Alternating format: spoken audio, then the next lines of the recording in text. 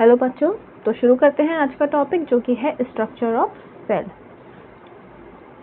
You have learn that cells are organized into specialized tissues and organs. तो अभी तक हमने क्या सीखा है, हमने क्या पढ़ा है कि सेल्स जो होती हैं वो कैसे रहती हैं, ऑर्गेनाइज रहती हैं किसमें, स्पेशलाइज्ड टिश्यूज और ऑर्गन्स में। हमने क्या पढ़ा था कि सेल्स जो होते हैं मिलके क्या बनाती हैं, टिश्यूज बनाती हैं, और टिश्यूज मिलके क्या बनाते हैं, ऑर्गन्स बनाते हैं, and collectively perform specific function. और फिर उसके बाद क्या होता है, ये एक perform specific function. For this cells to function as unit, मतलब कि जो सेल्स जो होती हैं कि वो एक मिलके एक काम करें, एज यूनिट मतलब मिलके सब एक काम करें। They must be able to interact with one another and with their surrounding. तो वो ऐसा कब कर पाएंगे, जब वो एक दूसरे से क्या करेंगे, इंटरेक्ट करेंगे, एक दूसरे से कम्युनिकेट करेंगे और अपनी जो सराउंडिंग्स है उससे भी क्या करेंगे, कम्युनिकेट करेंगे, तभी वो मिलके एक काम परफॉर्म कर पाएंगे। These interactions occurs at the cell boundary। तो ये जो इंटरेक्ट होता है, ये इंटरेक्ट होता है या फिर इंटरेक्शन जो होता है वो कहाँ पे होता है, जो सेल की बाउंड्री होती है वहाँ पे होता है। Where substances move between the cells and their external environment। तो सेल की बाउंड्री में क्यों होता है, क्योंकि जब सेल जो होती है, सेल में से चीज़ें, ये एनवायरनमेंट है, ठीक है, ये क्या है, एनवायरनमेंट है। तो एनवायरनमेंट से कुछ चीज़ें कहाँ जाएंगी, सेल के अंदर जाएंगी, और कुछ चीज़ें जो हैं सेल से बाहर आएंगी। तो ये जो होता है, ये सारी चीज़ें कहाँ होती है, सेल की बाउंड्री पे होती है। ये जो है, ये दिस इज सेल बाउंड्री। तो यहाँ पे चीज़ें होती हैं, तो इसलिए यहाँ पे लिखा है कि इंटरेक्शन कहाँ होता है, सेल की बाउंड्री में होता है, क्योंकि सेल में चीज़ें अंदर और बाहर कहाँ से होती है, ये सेल की जो बाउंड्री होती है वहाँ से होती है। थोड़ा जूम कर लेते हैं, है ना, ठीक है। Even single-celled organism exchange materials and respond to their environment through cell membrane। Even जो वो सेल होती हैं, जो कौन सी वाली सेल, यूनिसेलुलर सेल या फिर सिंगल सेल जो ऑर्गेनिज्म होते हैं, वो कैसे करते हैं, एक्सचेंज करते हैं मटेरियल्स। कैसे करते हैं मटेरियल, वो अपना जो एनवायरनमेंट होते हैं उसके थ्रू वो एक्सचेंज करते हैं थ्रू सेल मेम्ब्रेन। ये जो सेल की जो बाउंड्री की बात हो रही है उसे हम क्या बोलते हैं, सेल मेम्ब्रेन बोलते हैं। तो वो जो सेल मेम्ब्रेन होती है वहाँ पे ही एक्सचेंज मटेरियल होता है, चाहे वो सिंगल सेल हो या फिर मल्टी सेलुलर सेल हो। अब हम चलते हैं सेल मेम्ब्रेन का, जहाँ पे ये एक्सचेंज हो रहा है उसको हम समझते हैं, ठीक है।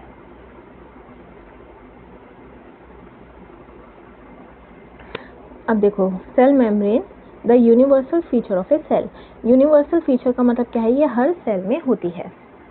The cell membrane is a thin boundary that surrounds a cell and protects its content. तो सेल मेम्ब्रेन क्या होती है, सेल मेम्ब्रेन एक बाउंड्री होती है, कैसी होती है, थिन बाउंड्री होती है, जिसके अंदर क्या होता है, सेल का जो सामान होता है, जो बाकी सारी ऑर्गेनेलीज होती हैं वो कहाँ होती है, सेल के अंदर होती है। तो सेल के अंदर भी चीज़ें होती हैं, ये सेल है, सेल के अंदर न्यूक्लियस है और उसकी बहुत सारी ऑर्गेनेलीज है। तो ये जो सेल मेम्ब्रेन है वो क्या करती है, सेल के जो अंदर चीज़ें हैं उसको प्रोटेक्ट करती है। और साथ ही साथ क्या होता है, जो हार्श एनवायरनमेंट है, अगर बहुत ज़्यादा ठंडी है या फिर गर्मी पड़ रही है, तो ये जो सेल मेम्ब्रेन होती है उसको भी, सेल को प्रोटेक्ट करती है इन सब चीज़ों से भी। It defines the individuality of a cell and is also called the plasma membrane। अब क्या होता है, ये जो इंडिविजुअलिटी जो होती है सेल की वो भी एक्सप्लेन करती है। कैसे करती है, क्योंकि हर सेल की जो सेल मेम्ब्रेन होती है वो जो होती है, देखो हर किसी में, हर सेल में सेल मेम्ब्रेन होगी, लेकिन ऑफकोर्स एक्सेप्शंस हैं। लेकिन इंडिविजुअलिटी यहाँ पे कैसे बात हो रही है, जो भी सेल मेम्ब्रेन बनी होती है प्रोटीन और लिपिड से, और इसमें जो प्रोटीन और लिपिड्स की जो मात्रा होती है वो क्या होती है, डिफरेंट होती है हर सेल में। तो इस वजह से, और सेल मेम्ब्रेन को क्या बोलते हैं, प्लाज्मा मेम्ब्रेन भी बोलते हैं। तो सेल मेम्ब्रेन को क्या बोलते हैं, प्लाज्मा मेम्ब्रेन भी बोलते हैं। आगे बढ़ते हैं। The cell membrane is selectively permeable. अब क्या है, सेल मेम्ब्रेन कैसी होती है, सेलेक्टिवली परमिएबल होती है। सेलेक्टिवली परमिएबल का मतलब क्या होता है बच्चों, कि हर किसी को भी सेल जो है के अंदर कोई भी नहीं जा सकता, कोई भी एलिमेंट सेल के अंदर नहीं जा सकता। ये जो सेल मेम्ब्रेन होता है ये एक गार्ड की तरह काम करता है, कि होता है ना सोसाइटी के बाहर गार्ड होते हैं, किसी को भी अंदर नहीं जाने देते, जो उसके अंदर रहते हैं उनको जाने देंगे, या फिर जो मिलने आए होते हैं उनको जाने देते हैं। तो इसी तरीके से ये होता है सेल मेम्ब्रेन, ये हर किसी को अंदर, सेल के अंदर नहीं जाने देता और ना बाहर आने देता है, ये बाहर भी नहीं आने देता, ठीक है। विच मीन्स इट अलाउज सब substances to pass through it. तो क्या मतलब हुआ कि ये कुछ सब्सटेंसेस से हो, सम सब्सटेंसेस को पास करने देता है, वाइल ब्लॉकिंग अदर्स, और बाकी को रोक देता है। You have learned how oxygen and carbon dioxide move across the membrane of alveoli in lungs. आप लोगों ने क्या पढ़ा होगा, ऑक्सीजन और कार्बन डाइऑक्साइड के बारे में पढ़ा होगा कि मेम्ब्रेन में ये जो होती है लंग्स में कैसे एक्सचेंज होती है, एल्वियोली में कैसे एक्सचेंज होती है। ठीक है, ऑक्सीजन और कार्बन डाइऑक्साइड एल्वियोली में क्या होती है, एक्सचेंज होती है। ये पढ़ी होगी प्रीवियस क्लासेस में, नहीं तो इस बार जो क्लासेस में जो चैप्टर्स आएंगे उसमें भी ये पढ़ेंगे हम टॉपिक इस बारे में। How does the structure of the cell membrane in this cell of alveoli control the movement of substance across it. तो उसमें कैसे, मतलब कैसे ये एक्सचेंज होता है, ऑक्सीजन आती है और कार्बन डाइऑक्साइड जाती है, तो ये कैसे होता है, ये एक्सचेंज कैसे हो रहा है। तो एल्वियोली में कैसे होती है, मैं सिंपल वर्ड्स में बता देती हूँ कि कार्बन डाइऑक्साइड क्या होती है, जब वापस आती है तो बहुत ज़्यादा मात्रा में कॉन्सेंट्रेशन में ज़्यादा होती है, और एल्वियोली में क्या होता है, ऑक्सीजन ज़्यादा होती है, क्योंकि हमने सांस ली है। जब हमने सांस ली है तो एल्वियोली में क्या हो गया, ऑक्सीजन ज़्यादा हो गई।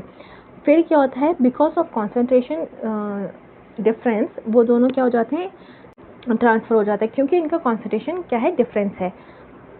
फिर ये दोनों आपस में एक्सचेंज हो जाती है और कार्बन डाइऑक्साइड एक्सहेल के थ्रू बाहर चली जाती है। तो इस तरीके से होता है इन सिंपल वर्ड्स। चलो आगे बढ़ते हैं। Let us experiment activity point 2.2। With the help of a kitchen knife, carefully cut a potato into 2 pieces of roughly equal size। ठीक है, हम क्या करेंगे, हम जो है आलू लेंगे, आलू को हम क्या करेंगे, 2 पार्ट्स में डिवाइड करेंगे, ए और बी, जैसे कि फिगर 2.5 में है।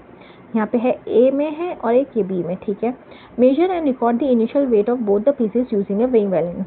अब हम क्या करेंगे, उन दोनों को इक्वल पार्ट्स में काटेंगे, फिर उसके बाद उन दोनों को हम वेट जो है उनका मेजर करेंगे कि कितना वेट है और उनकी वेट कितना है। फिर एक पीस को हम कहाँ डालेंगे, प्लेन वाटर में डालेंगे और उसको नाम देंगे beaker A. Put the other piece of the potato in beaker B with 20% of salt और शुगर सॉल्यूशन। बीकर बी में क्या होगा, ये प्लेन वाटर नहीं होगा, या तो शुगर सॉल्यूशन होगा या फिर सॉल्ट का सॉल्यूशन होगा। ठीक है, इतना समझ में आया। Leave them undisturbed for about an hour or until you notice a visible change in the size of the pieces। या तो 1 घंटा छोड़ दो या फिर इतना कि उन दोनों में क्या हो, डिफरेंस दिखाई देने लग जाए। हम क्या देखेंगे, 1 घंटे बाद जब उनका फाइनल वेट चेक करेंगे, हम क्या करेंगे, उनका फाइनल वेट चेक करेंगे। Calculate the difference between the initial and the final weights. अब क्या होगा, दोनों में अंतर होगा उनके वेट में। अब इनिशियल क्या था, यहाँ पे देखो इनिशियल ये है ए पीस, ये है बी पीस, दोनों एक जैसे लग रहे हैं। अब ए ये है और बी ये है। अब देखो बी कैसा लग रहा है, श्रिंक लग रहा है, छोटा लग रहा है, श्रिंक हो गया है। और ए क्या लग रहा है, फूल गया है, पहले से इस पिक्चर के मुकाबले फूल गया है और ये क्या हुआ है, श्रिंक हुआ है। ऐसा क्यों हुआ है, बीकर ए क्या हुआ है, पोटैटो पीस स्वेल्स हो गया, इसके अंदर पानी अंदर चला गया, द पोटैटो पीस श्रिंक हो गया, ये क्या हो गया, श्रिंक हो गया। तो ऐसा क्यों हुआ है, देखो यहाँ पे यही वाले लॉजिक लगा है जो कि यहाँ पे ऑक्सीजन और कार्बन डाइऑक्साइड में जो एक्सचेंज हो रहा था, कहाँ पे, एल्वियोली में, कॉन्सेंट्रेशन के बेसिस पे। यहाँ पे सेम चीज़ यहाँ लग रही है।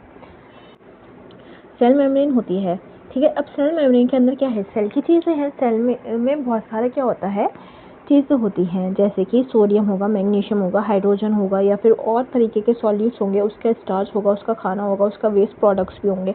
अब ये सारी चीज़ें क्या करती हैं, और प्लस ये सारी चीज़ें होती हैं, और प्लस उसमें क्या होता है, वाटर होता है। अब बीकर ए में क्या है, प्लेन वाटर है, प्लेन वाटर है और इसमें भी वाटर है, लेकिन इसमें क्या है, प्लस कुछ चीज़ें भी हैं सेल की। अब बताओ प्योर जो है, प्योर वाटर किस में हुआ, बीकर ए में हुआ प्योर वाटर। कॉन्सेंट्रेशन किसकी, पानी की कहाँ पे कम हुई, इस सेल में कम हुई, ठीक है। तो इसका मतलब क्या हुआ, आलू में क्या है, सेल्स ही तो है, और पानी की कॉन्सेंट्रेशन क्या हुआ, सेल में आलू के पीस में कम हुई as compared to beaker A, क्योंकि बीकर ए में पानी बहुत ज़्यादा है और प्योर भी है, उसमें कुछ सॉल्यूट नहीं है। तो इसलिए पानी कहाँ से गया, पानी इसके अंदर सेल के अंदर गया। तो इस वजह से क्या हुआ, अब सेल के अंदर में पानी गया तो वो क्या हुई, आलू के अंदर गई, आलू क्या होगा, फूल गया। अब हमने क्या करा, हमने बीकर ए में क्या मिला दिया, शुगर का सॉल्यूशन मिला दिया या फिर सॉल्ट का सॉल्यूशन मिला दिया। अब दोनों में क्या हुआ, इन दोनों केसेस में या तो सॉल्ट ले लो, शुगर ले लो, बात एक ही है। हम सॉल्ट ले लेते हैं एग्जाम्पल के तौर पे। अब ये पानी में सॉल्ट सॉल्यूशन है,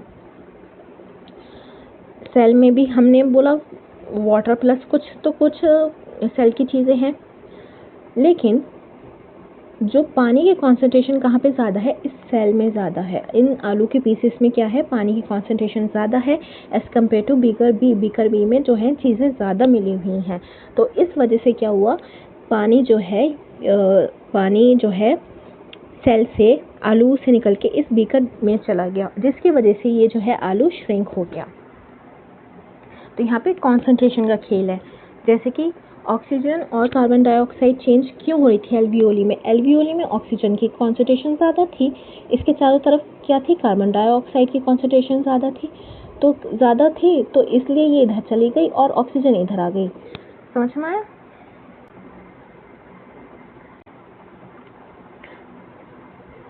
तो कॉन्सेंट्रेशन का यहाँ पे क्या था, खेल था। और समझ में आएगा। What do you infer, मतलब इन्फर का मतलब होता है कि क्या कंक्लूड करा, क्या निकला, कि इससे तुम क्या समझे। What do you expect in terms of changes in their weight, तो ऐसा क्या हुआ कि इनका जो है वेट चेंज हो गया। The weight of the potato piece in beaker A has increased while the weight of the potato piece in beaker B has decreased। beaker A का जो आलू था उसका क्या हुआ, वेट इंक्रीज हो गया, और beaker B का जो आलू था उसका क्या हुआ, वेट डिक्रीज हो गया, क्योंकि वो डिक्रीज हो गया था साइज उसका। This happens because the cell membrane allows water to move in and out of the cell but not the sugar or solute molecules। तो यहाँ पे क्या हुआ, ये जो सेल मेम्ब्रेन था उसने क्या करा, जो बीकर ए में आलू था उसमें तो पानी को अंदर जाने दिया, लेकिन जो बीकर बी के जो शुगर या सॉल्ट मॉलिक्यूल्स है उसको अंदर नहीं आने दिया, सेल के अंदर नहीं आने दिया। यहाँ पे ये हुआ है, water moves from an area with more water and less solute dilute solution to an area with less water and more solute concentrated solution until the concentration in the two areas becomes equal। तो यहाँ पे क्या कह रहे हैं कि water, ये भी बोल सकते हैं, देखो इन्होंने एक तरीका ये बोला कि सेल मेम्ब्रेन ने शुगर और सॉल्यूट जो था बीकर बी को अंदर नहीं आने दिया, ठीक है, उल्टा हुआ, वहाँ से पानी बीकर बी का अंदर नहीं आया बल्कि आलू से बीकर की तरफ चला गया। तो ऐसा भी हम बोल सकते हैं कि वाटर क्या हुआ है, मूव हुआ है कहाँ से, जहाँ पे ज़्यादा वाटर था वहाँ से मूव हुआ है टू एन एरिया जहाँ पे कम पानी था। समझने के लिए मैं बता रही हूँ, ईजी लैंग्वेज में समझ में आ जाए कि वाटर कहाँ से मूव कर रहा है, जहाँ पे ज़्यादा पानी था, कहाँ पे गया है जहाँ पे कम पानी था। और हम क्या बोल सकते हैं, दूसरी चीज़ हम ऐसे भी बोल सकते हैं वाटर को, और दूसरी चीज़ हम ऐसे बोल सकते हैं सॉल्यूट के टर्म में। बीकर ए में क्या था, पानी में ना के बराबर, पानी जो था प्योर था, ना के बराबर उसमें सॉल्यूट थे, तो हम ऐसे बोल सकते हैं लेस सॉल्यूट से कहाँ गया है, टू एन एरिया जहाँ पे मोर सॉल्यूट था, यानी कि जो वाटर में चीज़ें मिक्स हुई थी वो सॉल्यूट उसको बोलते हैं। तो सेल के अंदर में क्या था, सॉल्यूट ज़्यादा था, तो इसलिए क्या हुआ, पानी लेस सॉल्यूट से मोर सॉल्यूट के अंदर गया, जो कि कहाँ पे था, आलू के अंदर। अंटिल, और ये कब तक होता है, चीज़ें कब तक पानी एक दूसरे में जो होता है एक्सचेंज होता है, या फिर कब तक होता है, जब तक दोनों का जो कॉन्सेंट्रेशन है वो इक्वल ना हो जाए। पानी बीकर के अंदर जो पानी था और जो आलू है उन दोनों के अंदर का क्या हो जाए, कॉन्सेंट्रेशन सेम ना हो जाए, तब तक ये चीज़ें चलती रहती हैं। This movement of water through a selectively permeable membrane is called osmosis. तो ये जो मूवमेंट होता है वाटर का, मूवमेंट ऑफ वाटर ही याद रखना, वो कैसे होता है, एक सिलेक्टिवली परमेबल मेम्ब्रेन, इस केस में क्या थी, सेल की जो मेम्ब्रेन थी वो क्या है, सिलेक्टिवली परमेबल मेम्ब्रेन है। जब मूवमेंट ऑफ वाटर होता है किसके थ्रू, सिलेक्टिवली परमेबल मेम्ब्रेन के थ्रू, तो उसको हम क्या बोलते हैं, ऑस्मोसिस बोलते हैं। डिफ्यूजन क्या होता है, डिफ्यूजन होता है जहाँ पे ये कोई भी मेम्ब्रेन नहीं होती, हम अभी समझेंगे, ठीक है। You have learned in activity 7.8 dye spreading in water and 7.9 fragrance spreading in air in grade 8 that particles of matter intermix due to a difference in their concentration, also called a concentration gradient। अब यहाँ पे क्या बोल रहे हैं